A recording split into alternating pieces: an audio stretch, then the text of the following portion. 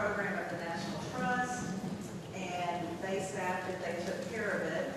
And I've chaired partners and worked with folks from all over the country. Very meaningful work and made us much more effective as a local organization in Knoxville. So in 2018, y'all may be familiar, Main Street spun off from the trust. So in 2018, National Preservation Partners Network did as well. So we're an independent nonprofit organization that works with statewide and local organizations all across the country. So that puts me in a unique position because I'm constantly interacting with and monitoring our members all across the country. And the statewide, bless their hearts, that is hard work. As a person who worked at a local, doing advocacy with my little city council or my little county commission, that was challenging enough for a local, but the states really have a big job with those organizations. And for me, my philosophy is that the statewide, they're the ones who need to lead in charge for advocacy at that state level, because I know when I was in Knoxville, I didn't have time to monitor the legislature. I just needed somebody to keep an eye on things, let us know when to engage, help us understand issues. And so that's my philosophy with statewide advocacy networks or efforts. Let's see if we can start.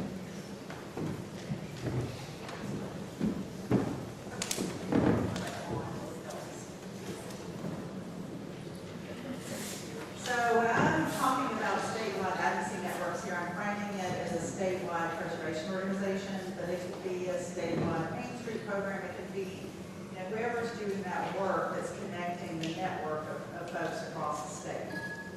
So we're going to talk about what that typically looks like with organizations that I work with. We work with everyone from Guam to Maine. And there are so many different ways of doing this, but there are themes that come through that people will take on best practices and duplicate programs that have been effective. So I look at statewides in a way where there are primary roles for them. And for me, these are the roles that should come first because they're the roles that the locals can't take. So it's an obvious thing that a statewide organization would get involved in advocacy in these ways. And then at the end, I'll talk about some things that they can also do, which many of them do. But I always say start here, because if you dive into property work or other big things, like in the state of Tennessee, we did some property work and it kind of tanked the organization. We should have been sticking to our knitting and painting the legislature. So, what we look at when we're looking at statewide organizations, they serve as the statewide voice representing historic preservationists and local organizations. Like I said, individuals who are interested in preservation, they don't have time to keep up with this or lead these efforts. Locals usually don't either. And even if they have staff, they're fully engaged in the work locally. But that's good because they've got their finger on the pulse of what's happening across the state. So that's a great opportunity for a statewide organization to make sure they know what's going on by having good relationships there. The thing I wanted our statewide to do is monitor activities of the state legislature that impact historic preservation and communicate those impacts to partners statewide. And we can't keep up with it. And I know in Tennessee, when we were doing more advocacy efforts back in the day, we actually hired a lobbyist to keep an eye on the legislature. And it wasn't a full-blown expensive contract. We paid him a little bit, and the locals all pitched into that fund to pay this lobbyist, and he would just monitor and flag things for us that we needed to know about. If we had needed him to actually go in and do some major lobbying, we would have had to write a big check. But we were able to do that because everybody pitched in to do it. Statewide needs to lead statewide efforts to promote legislation and programs that support our efforts. We need to be proactive and put our agenda out there with the legislators. And Lauren talked about that earlier, the best ways to do that. Because I know in Tennessee, we ended up reacting a lot because we didn't have anybody there doing that work. But very destructive things can come out of small places. We learned the hard way. In Knoxville, we had a big advocacy issue with Cherokee Country Club over tearing down the home of the founder of White Lily Flower. I don't know about that, but he put in a park. parking lot, the tennis court. So our mayor was very pro-preservation in Knoxville. He was shutting the whole thing down. It was a huge fight. We got this huge media coverage. You know, it was the haves versus the have-mores, because the neighbors didn't want to tear it down. It's a, you know, pretty ritzy neighborhood where it's located. But all of a sudden we find out our state rep, Tim Burchett, who's now our federal rep, the guys from the country club went to him and said, hey, you know, this isn't happening in Knoxville, and we need for you to introduce some legislation at the state level, because we want what we want in Knoxville. And, you know, basically, they introduced legislation that was going to gut the statewide historic preservation program just so they could tear down that house in Knoxville, Tennessee. So that, you know, that's how a local issue can really blow up in your face. And you might not even know about it if you don't have a statewide network. So we were able to mobilize people across the state and shut that thing down. But that is what can happen. So we were very interested then in being a part of our statewide advocacy network, and they were very interested in having locals involved as well. But then you also need to be proactive. You know, we see great programs coming from states all across the country. And if you're in a network, you know, not push NPPN, but I will, if you're in a network and you can see what's coming, either to react or be proactive, that's very helpful, because we'll see trends where things will start in Washington State or California, and it's model legislation that some organization has passed in one state, and they're in a mission to pass it all across the country. So not only do you have to be connected across your state, you really need to be at least in the loop on the national level with the other statewide advocacy groups, because they can help you see what might be coming to a main street near you, those national issues. And then lead statewide efforts to prevent harmful legislation from being implemented, and that's what we had to do with that issue in Knoxville, because it was really a threat to everyone, which it was kind of a blessing. If he had written it so that it was just for Knoxville, you know, they probably would have gotten it through, but since it impacted Nashville and Memphis and Chattanooga, that really woke people up. So the other important thing, you have the statewide thing, is monitor federal legislation that impacts statewide preservation and engage in the advocacy efforts at that level. Because, like I said, there are trends that go across the country. There are trends that come to you from Washington and issues that are going to hit you. Right now, we're talking about the Historic Preservation Fund. That's a federal issue, but it's coming to you. If they eliminate the Historic Preservation Fund, you know, that's the funding for SHPOs. That's how historic tax credit projects get done. That's how you get local preservation grants. So in that case, our states work individually on lobbying their federal representatives, but there's a national organization called Preservation Action, and I'm on their board, and they are the lobbying organization for the entire country. Very small staff, work really hard to cover all of this. But Preservation Action, they're our federal lobbyists for the preservation movement. And so they have a great weekly newsletter you can sign up for, and they keep their finger on the pulse of what's happening in D.C. And they also have a nonprofit foundation that helps educate new leaders in preservation, but their primary role is as a registered lobbyist in D.C., and we coordinate with them. The important thing for statewide is that they're always coordinating with local organizations, because, you know, it's just like a network. You can't reach everybody from here, but if you have a great network of organizations that you have relationships with all over the state, that keeps that statewide informed, what's happening on the ground. And that really helps to build those relationships so that when things are happening, good or bad, they can light up that network and say, here is what is important right now, here's where we need your voice. And then those locals can get out to the real grassroots, who are their members and their constituents in their local communities. So you need to set these things up before the worst happens, because trying to build a network in a crisis is impossible. You can't find the people, educate the people, give them action items in the time that it takes for a legislature to act, because that can happen pretty quickly sometimes. times in the scheme of things. A few months a lot of things can happen.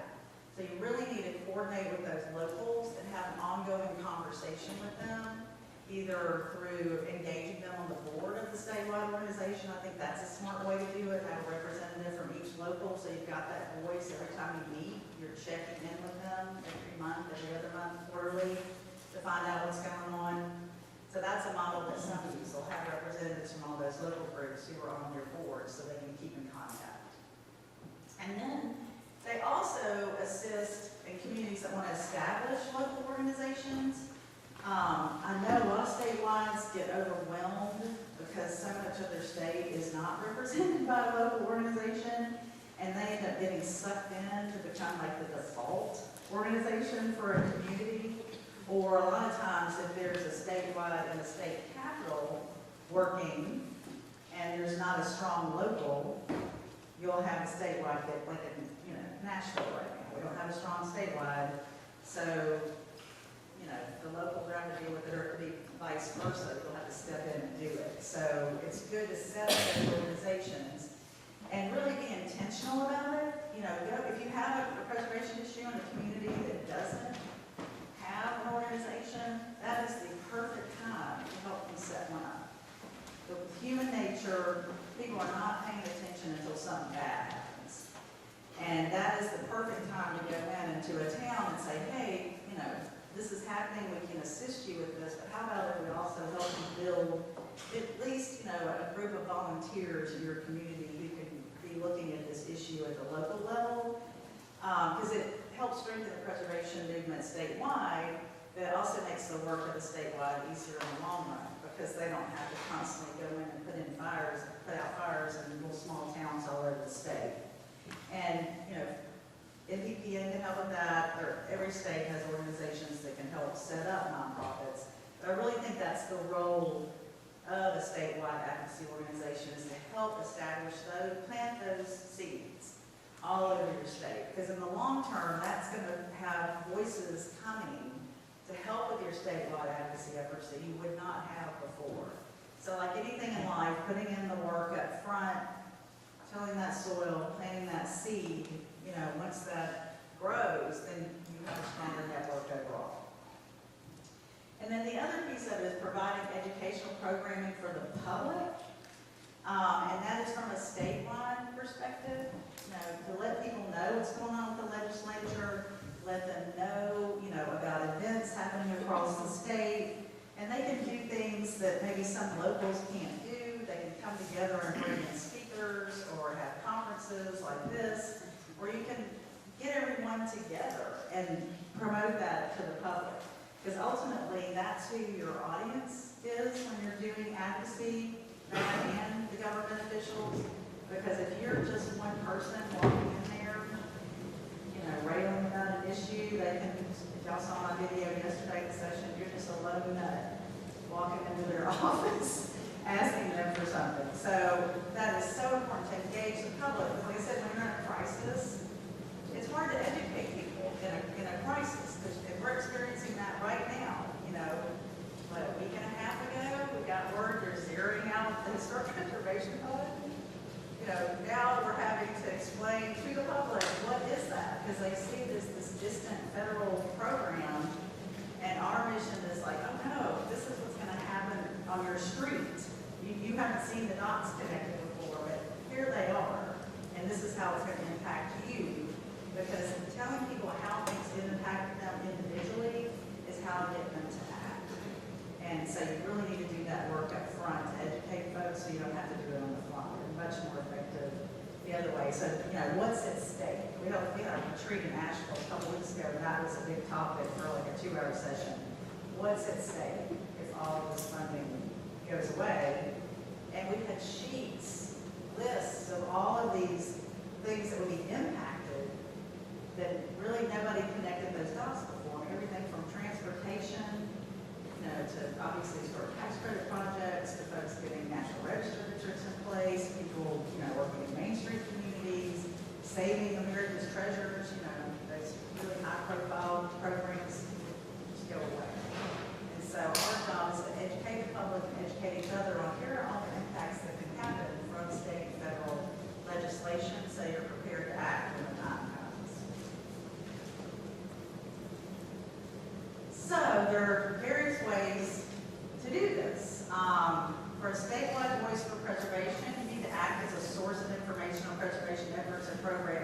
statewide, and there are a lot of ways to do this. Looking at field for statewide, I mean, I live in Tennessee, and we have 3 grand divisions, and going from Johnson City, Kingsport to Memphis, I could probably drive from Knoxville, Mobile, Alabama faster. It is a big state. And so we're very lucky these days that we have so many options for people to connect without having to physically be present.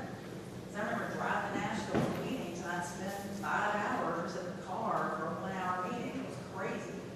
Now we have Zoom and Teams and all these great resources that really make it economical to have a statewide voice and a statewide network. And I'll show examples of some of these as we go along from states that are really doing some good work. The website, critically important. That's the first thing they're going to see about your organization. I'm looking at mine right now. I've been on the road for 2 weeks. We've got it next week. But that's your entry place. That is where folks are going to first go when they have an issue, and they're going to find you, Kentucky Preservation. It's going to come up. Social media and blogs, make sure you utilize those. Lauren talked about that earlier. I mean, those need to be updated regularly with advocacy issues and educating people before the crisis comes, so they're really aware of what's happening in our field and in our movement. Newsletters, I don't get a lot of printed newsletters anymore, because I get them from all the states. So now, you can do an electronic newsletter. It's easier to do, you don't have to pay for printing, it's more timely, you hit send, and Constant Contact has it out there in 3 minutes, rather than printing and mailing and all of that. So some of your donors will want a printed newsletter, especially people who have hair that looks like mine, because they like to have that printed thing in their hand. But if you do that, do both, because you also need to cultivate the next generation of preservationists, and they're not reading printed newsletters, it's just not happening. You might be lucky if you can get them to read an Instagram post that has a picture of that. So, think about your audiences there. And then media releases, media relations. I mean, you constantly have to cultivate those as a statewide advocacy network. Get to know the reporters who've got the state beat, who are covering the legislature. Those are the folks you want to establish those relationships with. As the statewide, as the locals really can't do it, they're not there. And send out information regularly. You may think, well, who is reading this? Well, send it out and then have it on your website. So when somebody does come around, there's Indian landmarks. I was looking at theirs. They have, hundreds of media releases on their website. I can go back and track all of their activity for a really long time back. What they've been doing advocacy. And it's just because they have that engaging website where they kept that information, and they regularly put out press releases for the public and on general educational things, legislature, anything that they're working on at the time. And then establish relationships of obviously local and state leaders. You're dealing at the state level. You want to have relationships with those legislators, but those towns that have some sway, focus on those first, because when you've got a statewide advocacy issue, you go into the legislator is great, but have that mayor call them and say, this is a problem for us, or we're in favor of this. I mean, those are very important. This all takes time. You're not going to do this overnight, but it needs to have constant tending to have those relationships with the local leadership and the places that you're working, and then they can speak up to Washington as well and get your message all the way, or up to the state legislature. So I've got some examples here of great websites. This one is from Indiana Landmarks, and that is their front door for preservation in India. They're a huge, very successful organization, and they've probably got 7 or 8 regional offices. They're the creme de la creme of statewide preservation organizations, and have great leadership and have for a long time, and have great funding. I think it's Eli Williams in Indiana, and they get a ton of money from them. So find out where your big corporate entities are in your state. Now, I know Crown Farmer, last time I talked to them, they're very preservation friendly. Last time I visited with them in Louisville. So, find those organizations that might have foundations or marketing budgets who can help with your promotions, because these aren't cheap. Websites aren't cheap, but that's like your primary face to the world.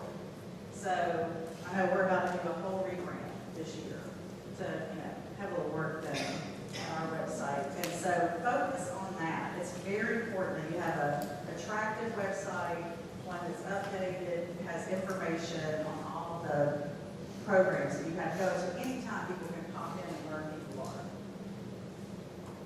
Landmarks Illinois, another great one. Bonnie McDonald is running that organization, doing an incredible job there out of Chicago. And they do a regular blog where she puts up the latest issues and the whole history of those that you can go through. So those are really timely. It's updated regularly.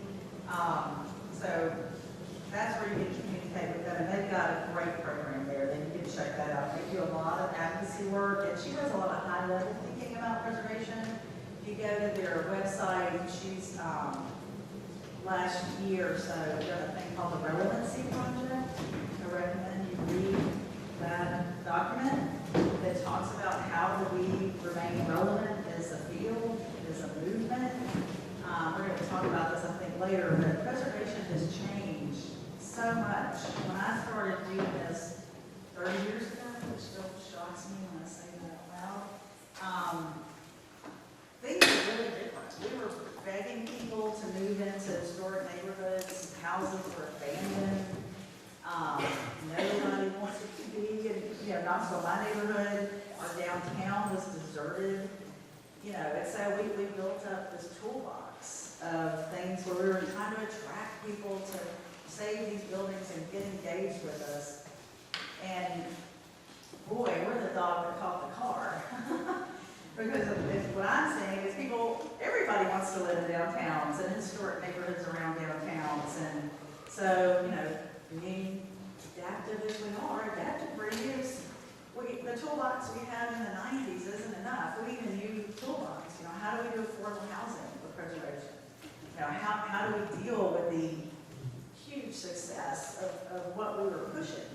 And so we have to adapt in order to remain relevant. Now, you've got deconstruction as a thing. I would have thought that was heresy. Back in the 90s, like, what do you mean encouraging people to take houses apart? But the young people have a different perception of this. It's like, it's conservation. It's not waste management. We can't save everyone. So how can we mitigate the terrible thing that's happening? And so they've got whole new ideas about it. We have whole new tools in our toolbox. So monitor state legislation. This is so important. A statewide group has to do this because y'all know, we all are like cringing when the legislature is in session. It's like, good Lord, what are they going to do this time? I mean, you just never know what's going to happen. And they, of course, in every legislature, introduce bills that have no chance of going anywhere, not leaving committees in any way. But people are making a statement about their politics and their constituents, and so you get all this stuff thrown at the wall when they show up. And so you have to really monitor that. Like the story I told you earlier, Tim's bill just sort of slipped right in. And if somebody hadn't caught that thing, it probably would have gone through and we wouldn't have known about it until after it was done. Because he sure went out and called us. Tell us what you're going to do. So, when you're part of that monitoring, you identify your legislative priorities annually. Before they start, know what you would like to get out of that legislature and know what you need to be guarding against, things that you're hearing about across the state. So have that as an annual practice. What's on our agenda before they get in place? And have a presence when you're in session. More on top of that, you have to have those relationships. And, we do a lobby day in Washington every year with Preservation Action and Nick Shippo.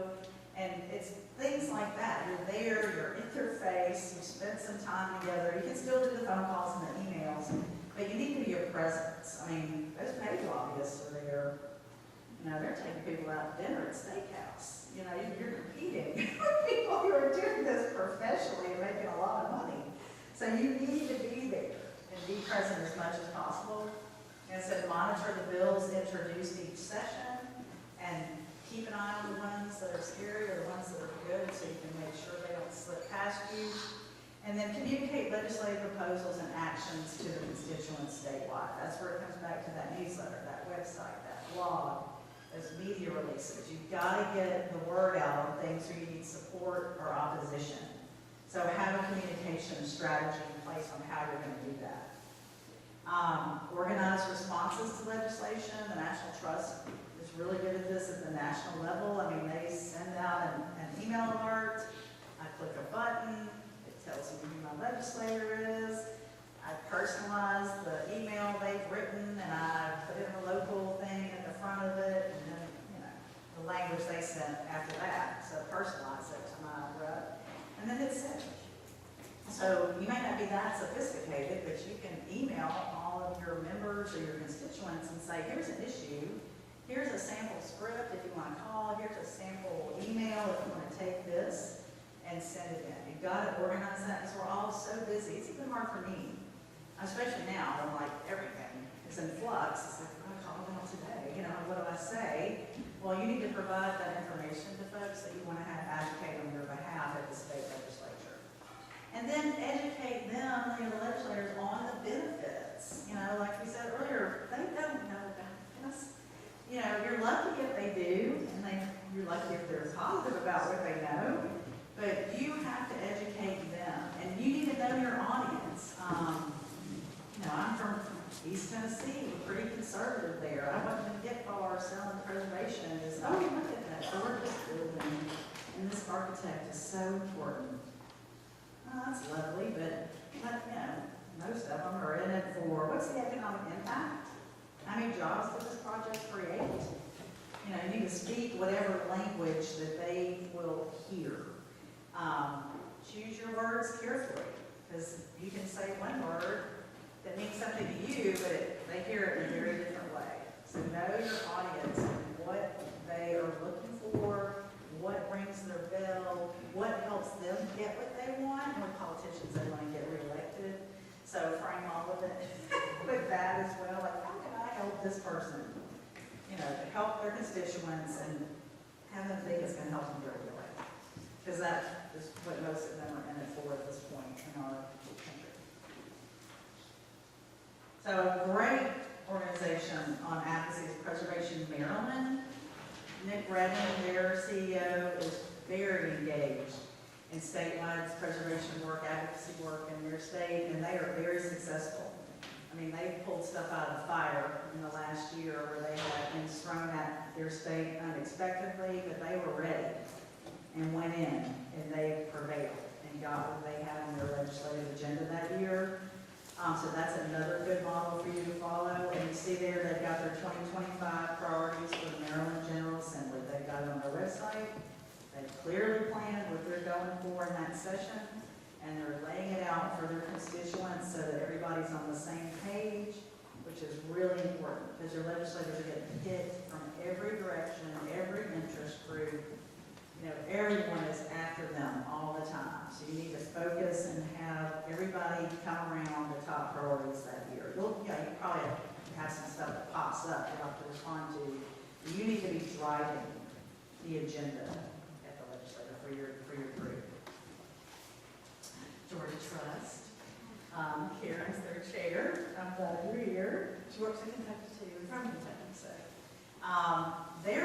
We did a board retreat earlier this year, and the board was like, we want to get into more advocacy.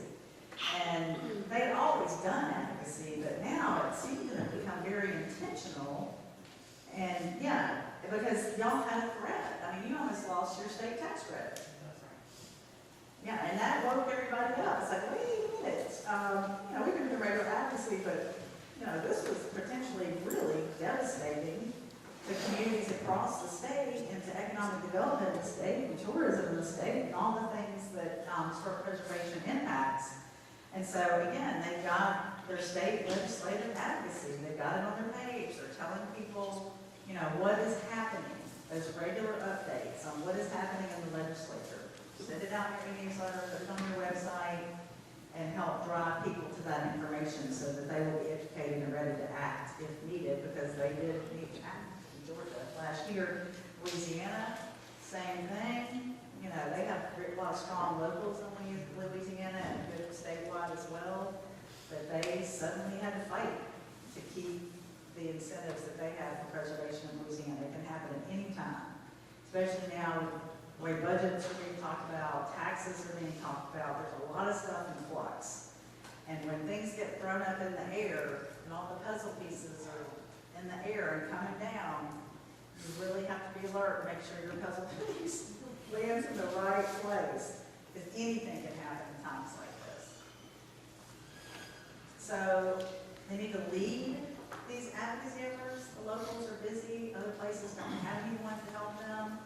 So, create and support a statewide network that's not just a one-off. I'm going to show an example in a minute, where you have an organized network of people, either they're local organizations or people who are interested in a town that you know about. Create, a regular meeting for them. It can be on Zoom. You can provide regular information to them, have a special status for them in your organization, have them on your board, so that network is already connected and up and running. And then, provide up-to-date information on advocacy issues, like we talked about with the website and newsletter. A lot of folks, do y'all do this? I can't remember, Craig, and statewide endangered list. We used to. Used to. Yeah, because the thing with advocacy, Craig can't do that. He works for the government. He'll get in trouble if he tries to do that. So the folks who work for local and state government really rely on us. We can do it. I remember in Knoxville a million years ago, when I was just getting started to get involved in Knox Heritage just before, our local preservation planner, who I was friends with, she kept coming to me and going, please, when are you going to get to Knox Heritage?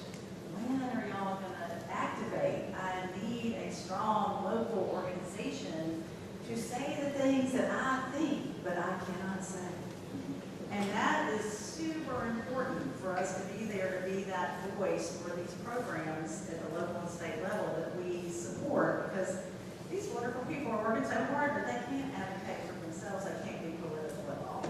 So that is why we are critical in this process. They can do wonderful education, plan conferences, all of these educational things, but they really can't do a lot of advocacy without crossing the line, which we don't want them to do.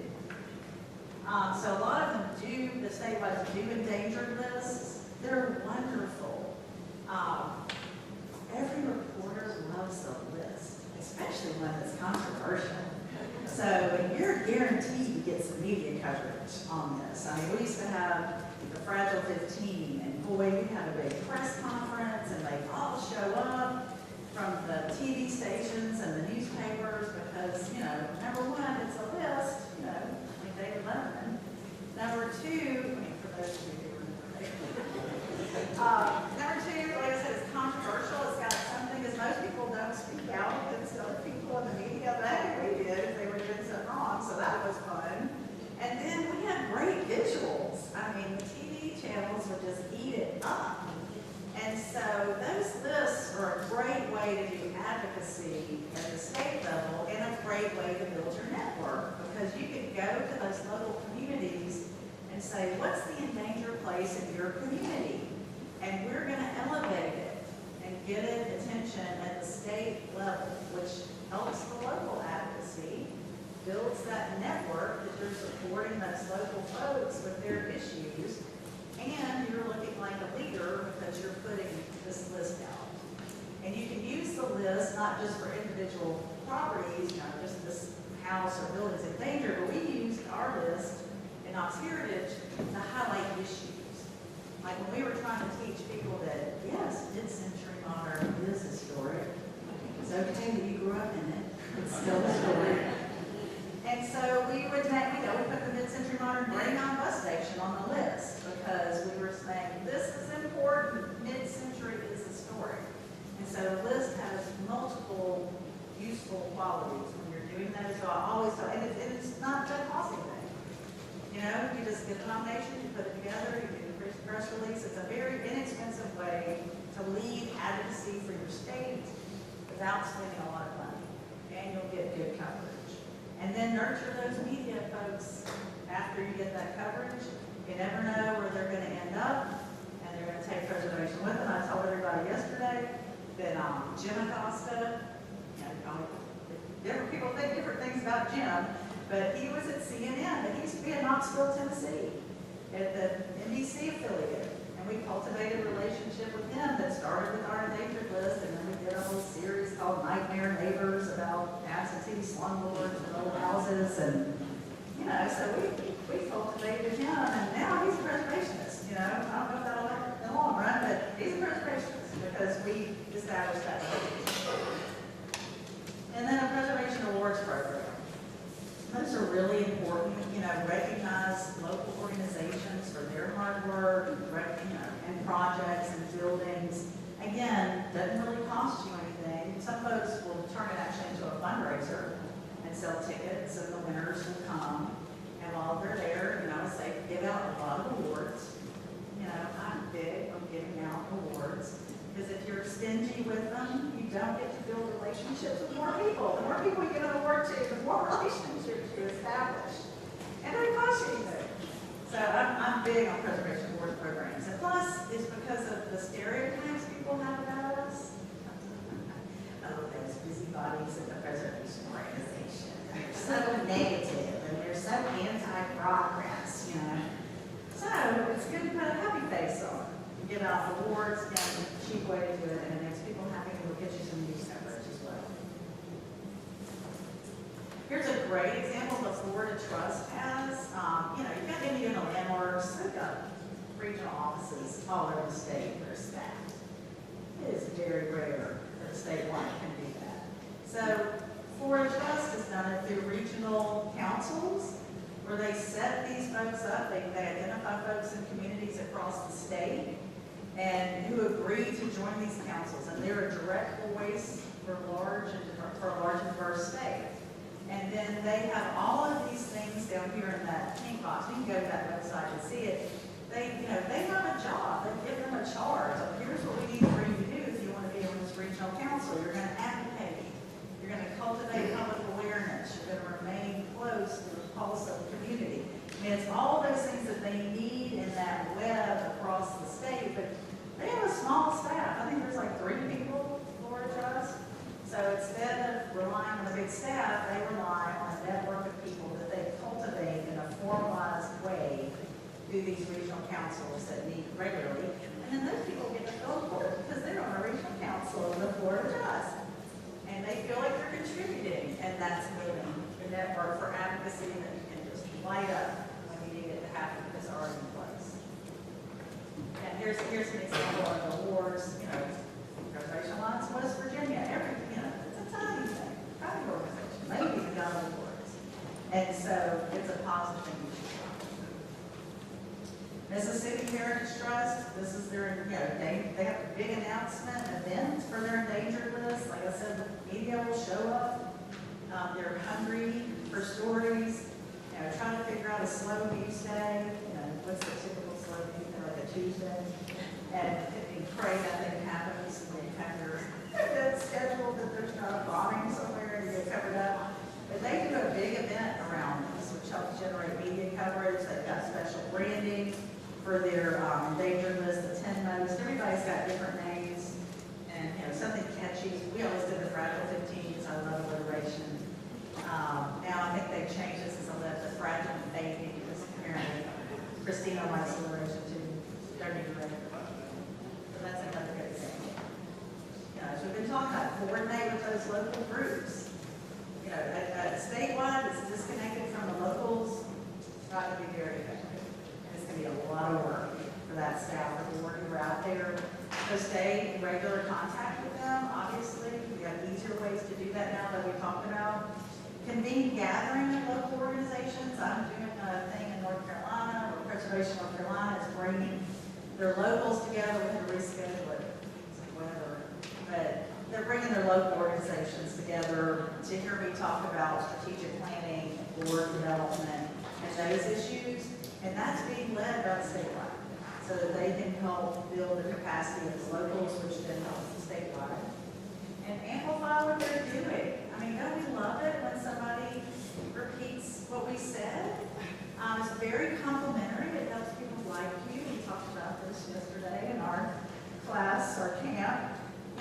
It's part of building relationships. If you help help someone, do a favor for somebody by promoting their issue, they're gonna feel obligation to help you back. So these are ways to have your work kind of spelled out for you by what's happening across the state, supporting that local network, having them ready to support you.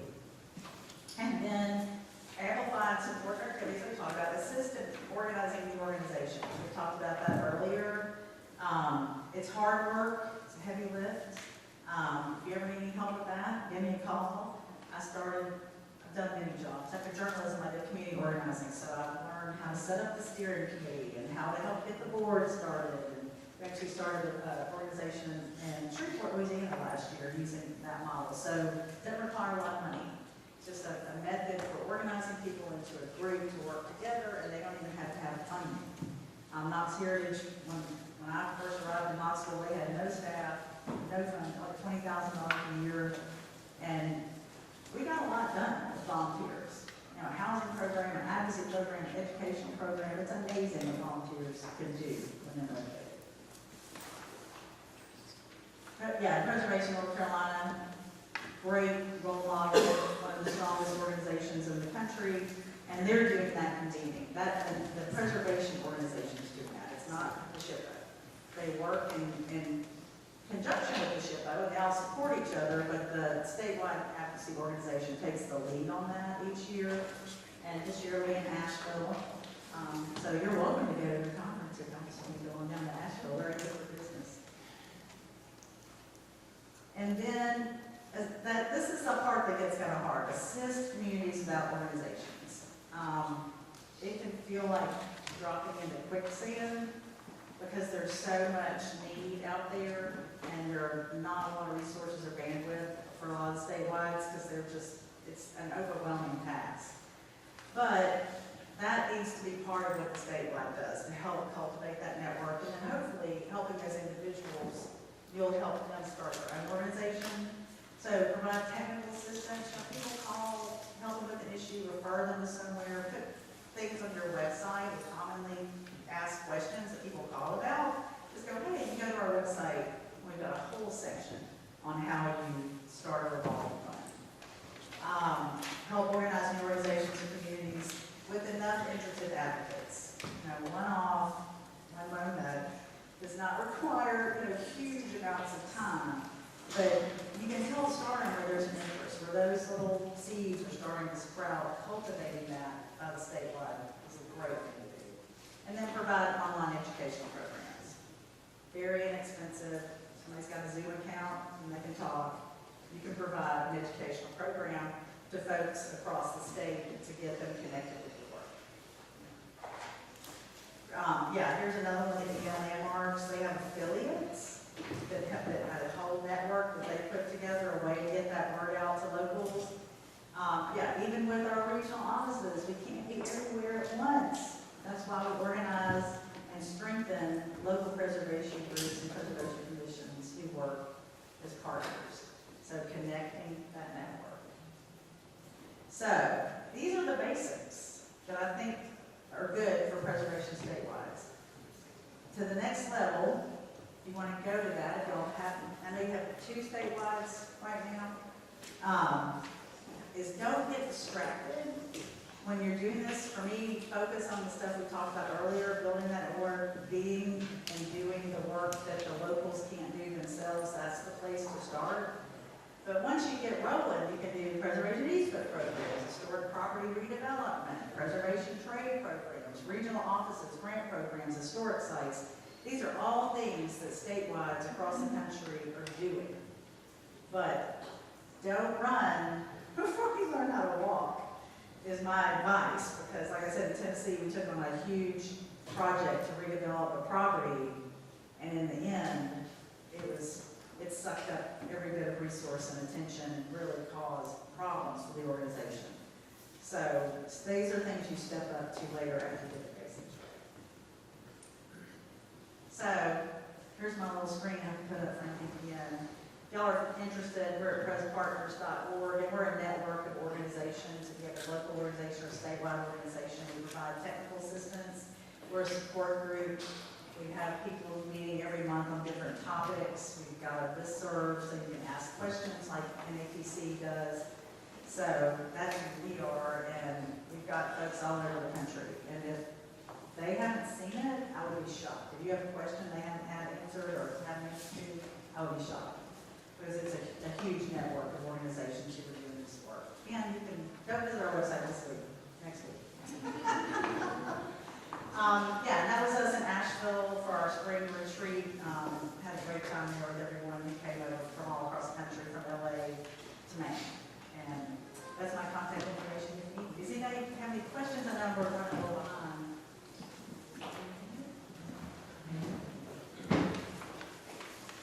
Yes.